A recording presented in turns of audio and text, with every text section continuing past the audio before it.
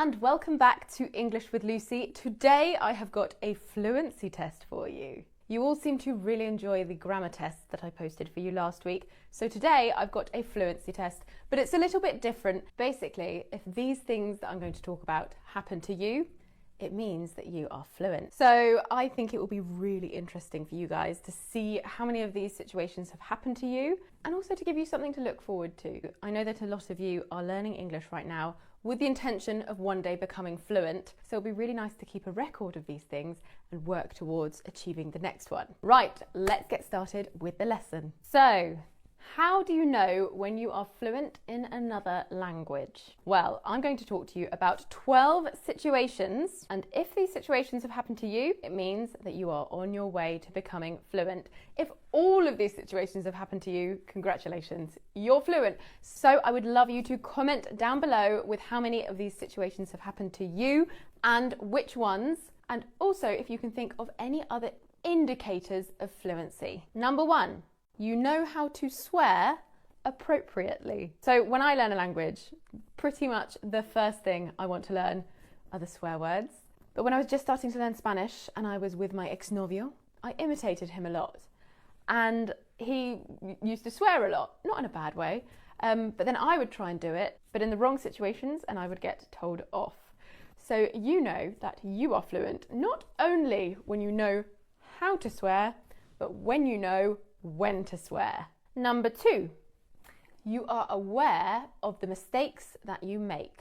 That's something that I love hearing when I'm teaching students. When they say something and then they say, oh, no, I made a mistake there, and then they correct themselves. That means that they know what they did wrong and they are on their path to fluency. If you realise that you're making mistakes, you're one step away from just not making them at all. Number three, you sometimes don't even realise that you are reading or hearing the language. You're just understanding it without focusing. I would consider myself to be fluent in Spanish, and sometimes I find myself doing this on the London Underground when I travel in to record the podcast on Tuesdays. Sometimes I just sit there and I overhear conversations on the tube because I'm a little bit of a creep. Well, if we're going to be honest, it's because British people don't talk on the tube, but when a Spanish family comes along, they talk a lot. Which is no problem. I think it's weird that we don't talk. I'll listen to them and then about a minute later I'll realise, oh my God, I'm listening in another language and I didn't even realise it, and it feels really, really good. So the next time that happens to you, you should feel really, really good about yourself. Also, I might see like a meme in Spanish on Instagram and I'll be like desperate to show it to Will next to me, and then I can't because I realise it's in Spanish and it doesn't translate into English that well. Which leads me on to my next one, number four, you can understand and participate in humour.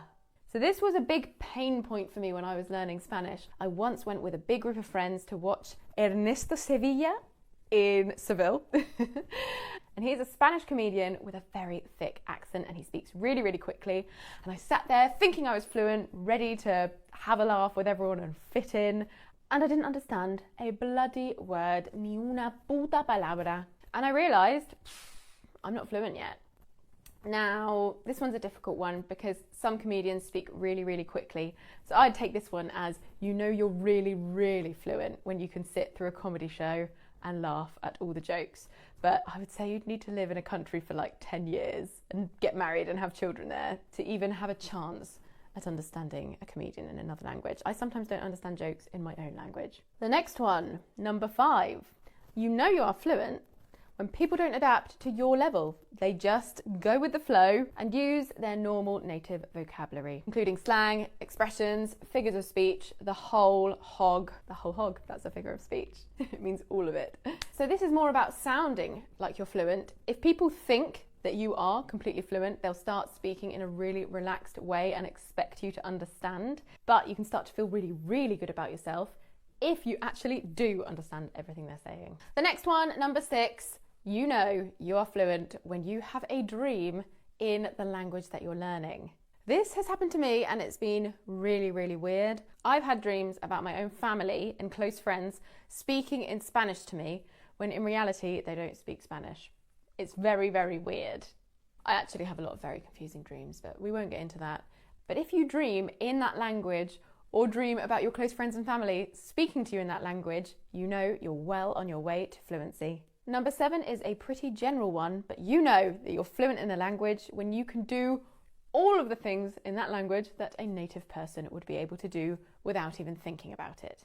Like going to the doctors, going to the bank, ordering stuff in a bar or cafe, giving directions. And that one is something that I still struggle with because I just really find it difficult to tell the difference between left and right.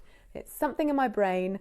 I don't know why. Sometimes if I'm driving and I'm at a roundabout, it takes me like a couple of seconds too long to work out which car should be allowed to go first.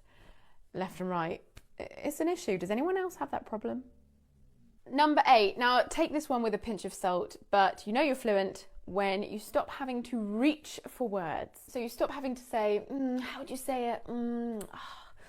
What's the word for? And like waiting and reaching for words. Now, obviously, we are all human.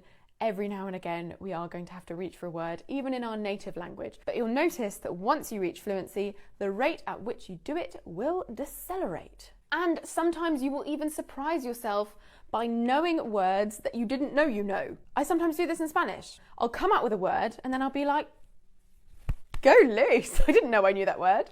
It's a really weird sensation.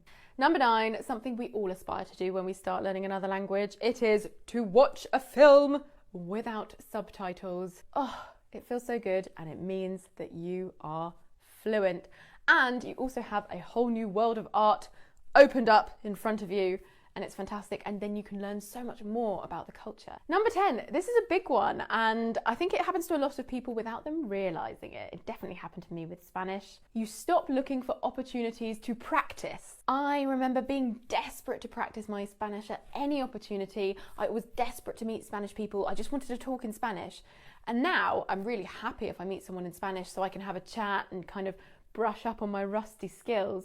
But I'm not actively looking for opportunities in which I can practice. So it might be something that stops gradually, and one day you'll realise, hey, I'm not as desperate as I was to practice. I remember when it was the be-all and end-all for me, and now, I know it. Which of course strictly isn't true, we can always learn more, but your priorities change. Number 11, this one is such a good one, and it is, you know when Google Translate is wrong.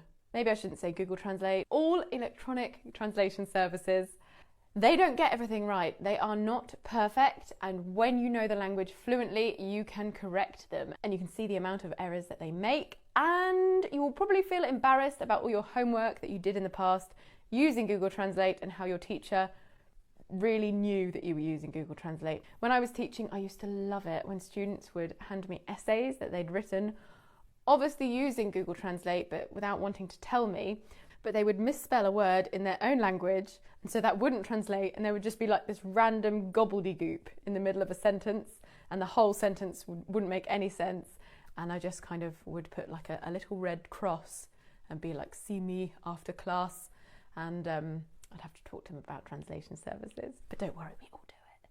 And the last one, number 12, you know that you are fluent in another language when people can't tell where you're from. If somebody has to ask you, where are you from? I just can't tell from your accent. Or if they ask you that you're from the country of the language that you are speaking, you know you're fluent. You do. My Spanish accent is not perfect, but people do have a hard time guessing that I'm English because I've worked hard to lose the majority of the pronunciation errors that speakers of English usually make in Spanish. Right guys, that's it for today's lesson. Don't forget to comment down below with which of these situations have happened to you. And if you can add any more to the list, that would be fantastic. And I will see you soon for another lesson. Mwah! Which gives you unlimited access to